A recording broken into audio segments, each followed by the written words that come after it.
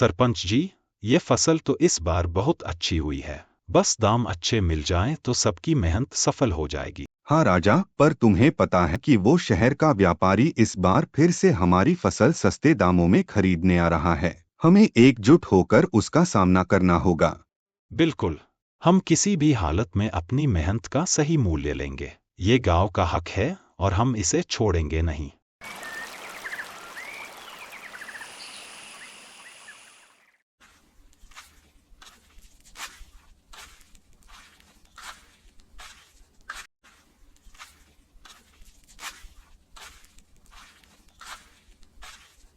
थक गए हो राजा जी? चलिए, खाना तैयार है। हाँ, दिन भर के काम के बाद घर आकर ही सुकून मिलता है। रवि कहाँ है? रवि शहर गया है। उसने कहा था कि उसे कुछ काम है। शहर? किस काम से? पापा, रवि भैया कुछ दिनों से कह रहे थे कि वो शहर जाकर नौकरी करना चाहते हैं। वो चाहते हैं कि मैं भी शहर जाकर पढ़ाई करूं। शहर में नौकरी? और तुम भी? गीता, क्या ये सही है? राजा, बच्चे बड़े हो गए हैं। उनके भी सपने हैं।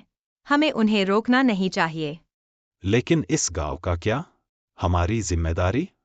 सुनो सुनो, सभी गांव के किसानों को बैठक के लिए सरपंच द्वारा बुलाया है। हमें अपनी जमीन और फसल को बचाना है। कोई भी व्यापारी हमें ठग नहीं सकता। आप लोग समझते क्यों नहीं? शहर में ऐसा ही होता है। ये फसल आपके पास बचेगी नहीं अगर आप मेरे दामों पर नहीं बेचते। हम अपने हक के लिए लड़ेंगे, चाहे कुछ भी हो जाए। पापा, मैंने शहर में नौकरी करने का फैसला कर लिया है, लेकिन मैं गांव से दूर जाकर नहीं रह सकता।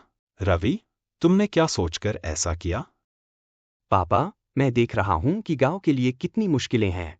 मुझे लगा कि अगर मैं शहर जाकर कुछ कमा सकूं, तो गांव की मदद कर सकता हूँ। लेकिन अब मुझे समझ आया कि असली बलिदान यहीं रहकर गांव की रक्षा करना है। रवि, ये सही फैसला है।